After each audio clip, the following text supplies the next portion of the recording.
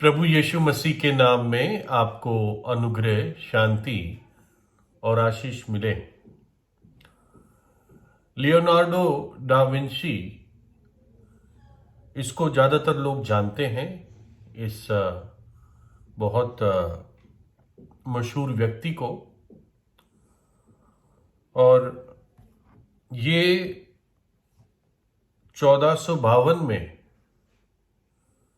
यानी याद रखने के लिए अंदाजे से 1500 ईस्वी, 1452 में इनका जन्म हुआ और 1519 में इनका देहांत हुआ। यानी लगभग 67 वर्ष इस दुनिया में रहे और इटली के रहने वाले थे, लेकिन वर्ल्ड फेमस व्यक्ति थे, आज भी है। और वो इटली के चित्रकार, ड्राफ्ट्समैन, यानी बहुत अच्छे स्केचेस बनाते थे, मूर्तिकार, आर्किटेक्ट और इंजीनियर जाने जाते थे उस समय में, आज से करीब 500 वर्ष पहले। और उनकी दो पेंटिंग्स बहुत फेमस है, जो पेंटिंग्स के बारे में जानते हैं। एक तो है लास्ट सपर, जिसको आखिरी भोज कहते हैं, और दूसरा मोनालिसा। ये उनके बहुत मशहूर पेंटिंग्स आज भी माने जाते हैं। और उनके जो नोट्स मिले हैं उसमें पता चलता है कि उनके जो विज्ञान की समझ थी, जो वो मैकेनिकल इंजीनियरिंग की जो एक प्रकार से भविष्यवाणियां उन्होंने की अपने स्केचेस के द्वारा, उससे पता चलता है कि वो कई सदियां आगे सोचते थे। इतने दिमागदार व्यक्ति थे लियोनार्डो डा विंची। इनके जन्म के करीब 23 वर्ष बाद और एक व्यक्ति जन्मा, जिसका नाम था माइकल एंजेलो। और माइकल एंजेलो के बारे में भी आपने सुना होगा। ये भी एक इटली का नागरिक था, इटालियन था। और उसी समय में रहा वो, जब लियोनार्डो डा विंची जीवित थे तब ये भी जिंदा था। जब वो थोड़े उम्र में बढ़ने लगे तो माइकल एंजेलो एक जवान व्यक्ति हो गया था। 23 वर्ष का फर्क था दोनों में। और माइकल एंजेलो भी एक मूर्तिकार था, एक चित्रकार था, पेंटर था, यानी पेंटिंग्स करता था, आर्किटेक्ट था और एक कवि था। और इसके भी कंट्रीब्यूशन से पश्चिमी कला पर बहुत प्रभाव पड़ा। और अपने जीते जी माइकल एंजेलो, जब वो जीवित था, वो सबसे बड़ा कलाकार माना जाता था, greatest living artist of his time. यानी उसके जीते जी और कोई कलाकार उसके बराबरी का नहीं माना जाता था। तो ये थे दो हीरो। इनकी फील्ड 50 या 75% दोनों की सेम थी, 25% अलग अलग थी। जैसे लियोनार्डो डा विंची इंजीनियर भी था, लेकिन माइकल एंजेलो एक कवि भी था। तो फ्लोरेंस नामक जगह में, जो इटली का एक शहर है, वहां पे एक भव्य हॉल बना रहे थे, उसको सजाना था। और उसमें जब सजाना था तो लियोनार्डो डा विंची के पेंटिंग्स और स्केचेस रखने की योजना थी। तो जो वहां के काउंसलर्स थे, जो कमेटी थी, सलाहकार थे, उन्होंने लियोनार्डो डा विंची को रिक्वेस्ट किया कि प्लीज आप हमें अपने कुछ पेंटिंग्स दीजिए या बना के दीजिए जो हम इस हॉल में लगा सके, इसकी शोभा को बढ़ाने के लिए, कि लोग आके कहेंगे देखो लियोनार्डो डा विंची के पेंटिंग्स यहां पर लगे हुए हैं। लेकिन कमिटी का एक व्यक्ति था जो इस जवान माइकल एंजेलो को भी जानता था, और ये नया नया था, बहुत लोग जानते नहीं थे। लेकिन अपने फील्ड में, पेंटिंग में, इन बातों में ऊपर आ रहा था। तो उस कमिटी मेंबर ने माइकल एंजेलो को भी कहा कि तू भी प्लीज हमें कुछ अपने कला का कार्य प्रस्तुत कर, हम तेरे भी पेंटिंग्स लगाएंगे इस हॉल में। और जब वो हॉल खुला, लोग आए, और जैसे लियोनार्डो डा विंची की शान थी वैसे ही उसके पेंटिंग लोगों को महसूस हुए कि ये तो लियोनार्डो डा विंची का पेंटिंग है, ये तो इसकी तो बात ही क्या करे, है ना, अद्भुत है। लेकिन माइकल एंजेलो की पेंटिंग्स की भी बहुत तारीफ हुई, और ये बात लियोनार्डो डा विंची तक के कान तक पहुंची कि लोग माइकल एंजेलो के काम को देखकर बहुत ही अचंभित और उत्साहित हो रहे थे। और लियोनार्डो डा विंची ने जब ये सुना, और साथ में और एक वाक्य सुना कि एक कमेटी का व्यक्ति कह रहा था, लियोनार्डो तो अब बूढ़ा हो रहा है।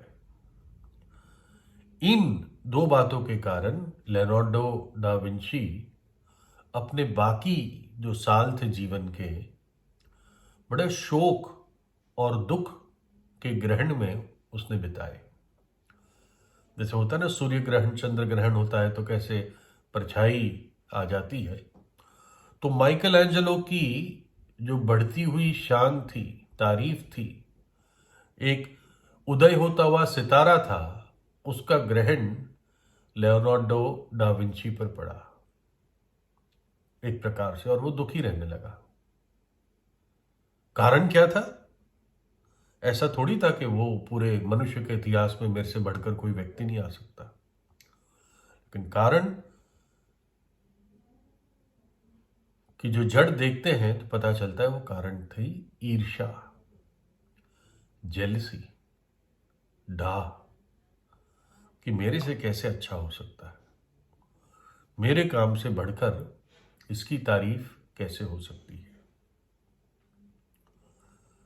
जब हम इस उदाहरण को समझते हुए बाइबल पर आते हैं, तो जब प्रभु यीशु मसीह का जन्म हुआ तो उस समय के जो धर्म गुरु थे वो सब जानते थे कि मसीहा के आने का समय आ चुका है। और उस समय जब प्रभु यीशु का जन्म हुआ, उससे 700 वर्ष पहले और उससे भी पहले भविष्यवाणियां आने वाले मसीहा के बारे में की गई थी। और वो ऐसा नहीं था कि वो किसानों का मसीहा था या वो फैक्ट्री में काम करने वालों का मसीहा था, वो शब्द नहीं है। ये मसीहा शब्द जो है अभिषिक्त है ना, मानो कि अभिषिक्त राजा, अभिषिक्त याजक। परमेश्वर जब मनुष्य बनकर आया तो अभिषिक्त होकर आया परमेश्वर के आत्मा से। तो ये सारे धर्मगुरु ये भविष्यवाणियां जानते थे कि इसका, मसीहा का जन्म बेथलेहम नगर में होगा। मसीहा जो जगत का उद्धार करता होगा, पूरे जगत का, वो एक कुंवारी के जरिए जन्मेगा। किस घराने में जन्मेगा ये भी उनको मालूम था, किस गोत्र में, कि वो एक गधे पर बैठकर परमेश्वर के मंदिर का जो नगर है उसमें प्रवेश करेगा, यरूशलेम में। कैसे वो जगत के, मनुष्य जाति के पापों के लिए दुख उठाएगा, वो मारा जाएगा। ये भविष्यवाणियां भी पहले से 700 वर्ष पहले वचन में लिखी थी। और कैसे उसके हाथ और पैर छेद दिए जाएंगे, ये सब बातें ये पहले से जानते थे, इन्होंने पढ़ रखी थी, रट रखी थी। और ये तो कुछ ही भविष्यवाणियां जो मैंने आपको बताई। वो जानते थे कि जब मसीहा आएगा तो कोढ़ियों को शुद्ध करेगा, कोढ़ी चंगे हो जाएंगे जो ठीक नहीं हो पाते थे। उस समय कोई ऐसी मेडिकल साइंस की प्रगति नहीं हुई थी, लेकिन उनको यह मालूम था कि जब मसीह आएगा तो कोढ़ी भी ठीक हो जाएंगे, उनका सारा कोढ़ दूर हो जाएगा। और वास्तव में ऐसा ही हुआ। जब प्रभु यीशु जगत में आया, उसने अंधों को आंखें दी, गूंगों को बोली दी, बहरे सुनने लगे, गूंगे बोलने लगे, लंगड़े चलने लगे, कोढ़ियों को स्पर्श किया या अपने वचन के द्वारा उनको शुद्ध कर दिया, मृतकों को अपने वचन के द्वारा वापस जिलाया, यानी जीवन दिया। जो मर गए थे, 3 हम घटना पाते हैं, वो मरे हुए फिर जी उठे। तो ये सब देखकर भी उन्होंने विश्वास नहीं किया। एक लाजर जिसका नाम था, वो 4 दिन से मरा हुआ था। प्रभु यीशु ने अपने शब्द को ऊंचे शब्द से कहा, हे लाजर बाहर निकल। वो एक गुफा जैसी जगह में दफनाया गया था और लाजर बाहर निकला, फिर जी गया। और ये धर्मगुरु इतने ईर्ष्या से भर गए कि ना केवल उन्होंने प्रभु यीशु मसीह को मार डालने की योजना बनाई, पर लाजर को भी मार डालने की योजना बनाई। क्यों? क्योंकि वो सच्चाई को एक्सेप्ट नहीं करना चाह रहे थे। उनको लग रहा था कि हमारा क्या होगा फिर, ये तो इतना मशहूर हो रहा है। लेकिन इतने अंधे थे वो कि ये नहीं जान पा रहे थे कि वास्तव में परमेश्वर देहधारी होकर आया है। कायदे में उनको तो उसके चरणों पर गिर जाना था जब लाजर जी उठा, और कहना था, प्रभु यीशु हमें माफ कर दो, हमने गलत किया तेरे विरुद्ध, हमारे पापों को क्षमा कर दो। लेकिन उसी को मार डालने की योजना बनाने लगे। परमेश्वर को मारने की योजना कमजोर मनुष्य बनाने लगा। उन्होंने सोचा भी कि हमने इसको खत्म कर दिया क्रूस पर चढ़ा के, लेकिन यह भविष्यवाणी पहले से थी कि जब मसीहा आएगा एक मेमने की तरह, वो क्रूस पर, उस ऊंचे स्थान पर वो वध किया जाएगा। उसका शरीर हमारे लिए टूट गया, उसका लहू हमारे लिए बहा दिया गया। उन्होंने परमेश्वर के लिए बुरा सोचा, उन धर्मगुरुओं ने, लेकिन फिर भी परमेश्वर ने उनके लिए भला सोचा। क्योंकि परमेश्वर की भलाई को आप परमेश्वर में से नहीं निकाल सकते। प्रभु यीशु को सता के भी वो प्रभु यीशु की भलाई को खत्म नहीं कर पाए। क्रूस पर भी प्रभु यीशु ने पिता से प्रार्थना की, पिता इन्हें माफ कर, ये नहीं जानते ये क्या कर रहे हैं। जगत के पापों को और सजा को और श्राप और दंड को अपने शरीर में उठाते हुए प्रभु यीशु मसीह ने दुख सहा और अपना पवित्र लहू बहा दिया, और मृतकों में से तीसरे दिन जी उठा।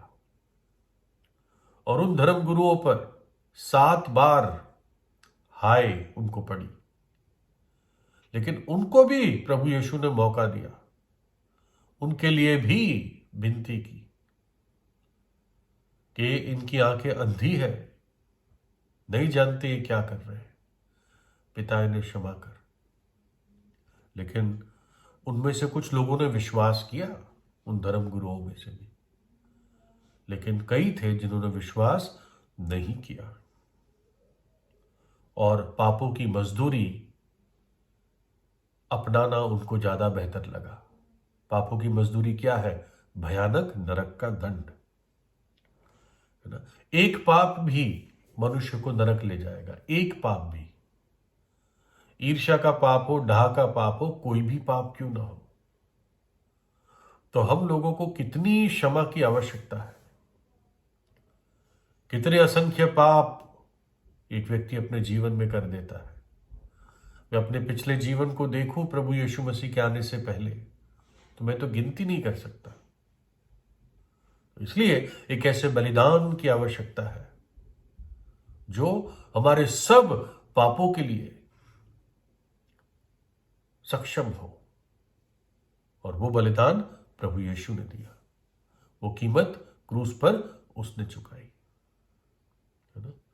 इसलिए हम प्रभु यीशु से प्रार्थना करें, आप प्रभु यीशु से प्रार्थना करें, अपने पापों से पश्चाताप करें, है ना। आदमी चाहे कितना बड़ा हो, लियोनार्डो डा विंची जैसा हो या माइकल एंजेलो जैसा हो, हर व्यक्ति ने पाप किया है और परमेश्वर से दूर हो चुका है।